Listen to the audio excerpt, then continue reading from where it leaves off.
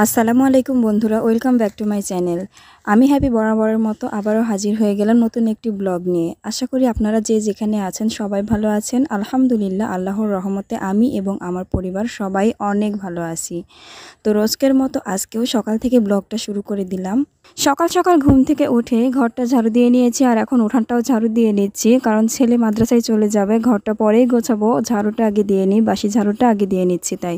আর এই যে বাবুর জন্য নুডলস তৈরি করেছি, ও এখন টিফিনে নুডলস নিয়ে যাবে বলছে, তাই নুডলস তৈরি করে দিচ্ছি, টিফিনে নিয়ে যাবে। আর ভাত ছিল সেটা খেয়ে নিয়েছে ও। আর আমার ছেলে টিফিন নিয়ে মাদ্রাসায় চলে গিয়েছে, আর আমরাও নাস্তা করে নিয়েছি। এখন আমি ঘরটাকে গুছিয়ে পরিষ্কার করে জানালায় বসে একটু প্রকৃতি দেখছি। আর এই যে দেখুন, আজকের প্রকৃতিটা অনেক সুন্দর, রোদ উজ্জ্বল আকাশ, চারিদিকে অনেক রোদ উঠেছে, খুব সুন্দর লাগছে প্রকৃতিটা দেখতে। আর এই তো প্রকৃতির স্বাদ গ্রহণ করতে করতে চলে আসলাম রান্নাঘরে আজকের রান্নায়। আর আজকে দুপুরে আমি রান্না করব চিকেন লেগ পিস ভুনা, এটাই করব। আর কালকের কিছু তরকারি বেঁচে গিয়েছে, ফ্রিজে আছে, ওগুলো গরম করে নেব। আর এখন আপাতত আমি শুধু চিকেন লেগ পিসটাই ভুনা করব, আর কিছু করব না। আমি এখানে লেগ পিসগুলোকে প্রায় ঘন্টাখানেক আগে থেকে লেবু রস দিয়ে, আদা রসুনের পেস্ট দিয়ে, আর মরিচ আর হলুদের গুঁড়ো দিয়ে মাখিয়ে রেখেছিলাম 1 ঘন্টা প্রায়। তারপরে এটাকে আমি রান্নার জন্য প্রস্তুত করে নিয়েছি। আমি প্রথমে এগুলোকে ভেজে নিলাম। ভেজে নেওয়ার পরে ওই তেলেই আমি এগুলোকে রান্না করে নেব। ওই তেলে আমি দিয়ে দিলাম দারচিনি, এলাচ, তেজপাতা আর গোটা জিরে। আর তাতে দিয়ে দিচ্ছি 1 কাপ পেঁয়াজ কুচি। পেঁয়াজ কুচিটা দিয়ে কিছুক্ষণ ভালো করে ভেজে নেব পেঁয়াজগুলোকে। এভাবে লেগ পিস রান্না কিন্তু অনেক দারুণ লাগে, এই রেসিপিটা অনেক সুন্দর। আপনাদের যদি ভালো লেগে থাকে তাহলে বাসায় ট্রাই করে দেখতে পারেন রেসিপিটা। তো পেঁয়াজগুলোকে আমি ভালো করে ভেজে নিয়েছি এবারে। তারপরে দিয়ে দেব বাটা মশলা। বাটা মশলায় আছে আদা বাটা, রসুন বাটা, পেঁয়াজ বাটা আর 4-5টা কাঁচামরিচ বাটা। এগুলোকে দিয়ে ভালো করে কষিয়ে নেব। এরপরে আমি দিয়ে দিচ্ছি গুঁড়া মশলা, মরিচের গুঁড়া, হলুদের গুঁড়া, ধনিয়া গুঁড়া আর জিরা গুঁড়া।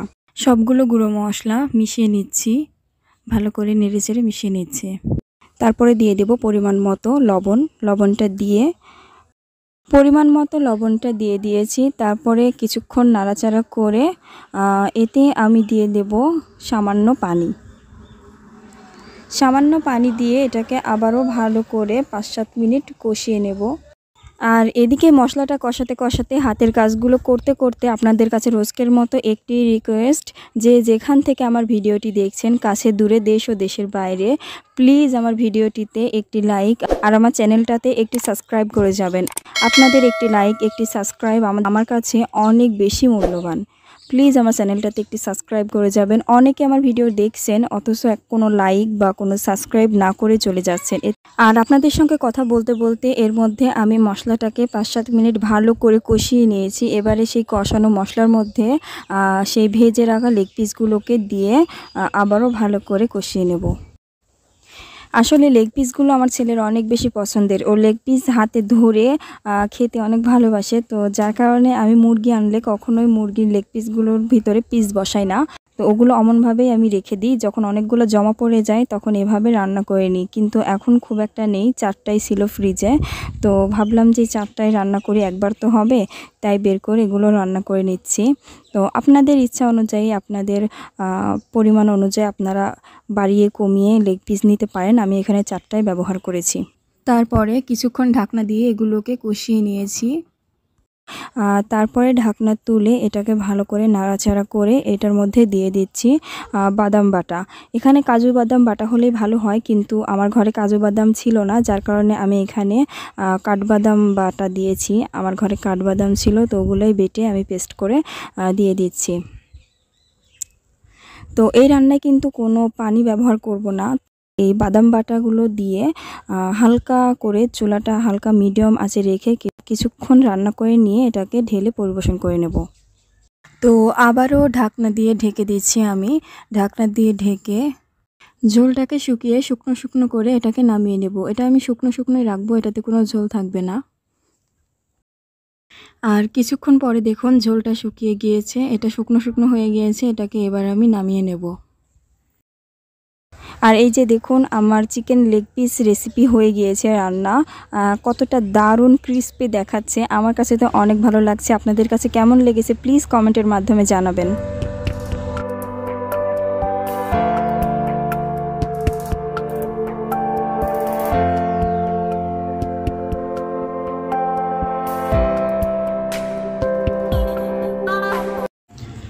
আর চিকেন লেগ পিস রান্না হয়ে গিয়েছে। আমি বলেছিলাম আর কোনো রান্না আজকে করব না, ফ্রিজে গতকালকে যা তরকারি আছে ওগুলো দিয়েই আজকে হয়ে যাবে। তো ভাবছি যে বিকেলে নাস্তার জন্য কিছু তৈরি করে এখনই কিছু তৈরি করে রাখবো। তো আমি ভাবছি যে একটু পায়েস রান্না করব। ওই পায়েস তো ঠান্ডা না হলে খেতে ভালো লাগে না। তো দুপুরে এখন পায়েসটা রান্না করে রাখলে বিকেলবেলায় নাস্তাটা অনেক সুন্দর হবে, অনেক ভালো লাগবে খেতে। তাই আমি এখনই কিছুটা পায়েস রান্না করে রাখবো। এখানে আমি 1.5 মুঠো চাল, চিনি গুঁড়া চাল, আমি 1.5 মুঠো চাল ধুয়ে নিচ্ছি। ধুয়ে আমি কিছুক্ষণ এটাকে ভিজিয়ে রাখবো। ভিজিয়ে রাখলে কিন্তু রান্নাটা খুব তাড়াতাড়ি হয়, যার কারণে আমি চালগুলোকে ধুয়ে ভিজিয়ে রাখবো। চালটা কম নিলে কিন্তু পায়েসটা অনেক ভালো হবে, দুধ বেশি আর চাল অনেক কম নিতে হবে। আর এই তো যেই পাত্রে আমি পায়েস রান্না করব সেই পাত্রটাকে বসিয়ে দিয়েছি, আর সেই পাত্রে আমি দিয়ে দিচ্ছি 1.5 লিটার দুধ। তো আমি এই জায়গায় 1.5 লিটার দুধ ব্যবহার করেছি, আপনারা বাড়িয়ে কমিয়ে নিতে পারেন। তো দুধটা যতটা বেশি হবে ততটাই স্বাদ পাবেন। তো আমি এখানে 1.5 লিটার দুধ নিয়েছি, আর 1.5 লিটার দুধের জন্য আমি ওদিকে 1.5 মুঠো চালই ভিজিয়ে রেখেছি, আপনারা দেখেছেন। আর এই দুধের মধ্যে আমি দিয়ে দিলাম গরম মশলা, এলাচ, দারচিনি আর একটা তেজপাতা। এটা দিয়ে কিছুক্ষণ দুধটাকে অনবরত নেড়ে ফুটিয়ে নেব। দুধটাকে অনবরত নাড়তে হবে, নেড়ে ঘন করে নিতে হবে। এরপরে দুধটা যখন ঘন হয়ে আসবে, 4-5 বার বলক উঠে আসবে, তারপরে এতে আমি দিয়ে দেব। দুধটা ঘন হয়ে আসার পরে এর মধ্যে আমি দিয়ে দিচ্ছি সেই ভিজিয়ে রাখা চিনি গুঁড়া চাল। চালটাকে দিয়ে তারপরে আবার কিছুক্ষণ নেড়ে আমি ঢাকনা দিয়ে ঢেকে চালটাকে সেদ্ধ করতে দেব। আর চালটা যখন সেদ্ধ হয়ে আসবে তখন আমি এতে মিশিয়ে দেব অন্যান্য উপকরণগুলো। আর এই যে চালটা প্রায় সিদ্ধ হয়ে এসেছে, আমি এতে দিয়ে দিচ্ছি নারকেল কোড়া। কোরানো নারকেলগুলোকে দিয়ে আমি চামচ দিয়ে নেড়ে আবারও চালের সঙ্গে নারকেলগুলোকে মিশিয়ে নিচ্ছি। নারকেলগুলোকে মিশিয়ে নিয়ে এর মধ্যে আমি আবার দিয়ে দেব পরিমাণ মতো চিনি। চিনিটা আপনাদের ইচ্ছা মতো দিতে পারেন, যে যেমন মিষ্টি পছন্দ করেন। তো আমি খুব একটা মিষ্টি পছন্দ করি না, আমি এখানে 2 কাপ চিনি দিয়েছি। চিনিটা দিয়ে আবার ভালো করে মিশিয়ে নিচ্ছি, কারণ চিনিটা দেওয়ার পরে আবারও পানি ছড়িয়ে যাবে এর মধ্যে। তো আবারও কিছুক্ষণ ঘন করে নিতে হবে ফুটিয়ে। তো এই তো আমি ফুটিয়ে নিচ্ছি। ফুটিয়ে নিয়ে এর মধ্যে আমি দিয়ে দেব কিছু বাদাম। আমি এখানে চীনা বাদাম আর কাঠবাদাম দুটো বাদামই নিয়েছি। বাদামগুলোকে আমি থেতো করে নিয়েছি, গুঁড়ো করে নিয়েছি। এবার এর মধ্যে আমি দিয়ে দিচ্ছি। আসলে আমি মিষ্টি জিনিসে কিশমিশ পছন্দ করি না, তো আমি বাদামটা খুব ভালো পছন্দ করি। তো আমি সবসময় বাদামটাই দিই মিষ্টি খাবারে। এই পর্যায়ে বাদামটা দিয়ে সামান্য ঘি ছড়িয়ে আমি পায়েসটাকে নামিয়ে নিব। আর এখানে ঘিটা অপশনাল, আপনাদের ইচ্ছা হলে দিতে পারেন, না ইচ্ছা হলে নাও দিতে পারেন, কিন্তু আমার ভালো লাগে তাই আমি দিয়েছি। আর এই তো আমার পায়েসটা হয়ে গিয়েছে, আমি নামিয়ে পরিবেশনও করে নিয়েছি। তো আমি যতটা পারি যথাসাধ্য চেষ্টা করেছি। তো আপনাদের কাছে কেমন লেগেছে বলতে পারবো না, আমার কাছে তো ভালোই লাগছে দেখতে। আপনাদের কাছে কেমন লেগেছে ভালো মন্দ কমেন্টের মাধ্যমে প্লিজ জানাবেন।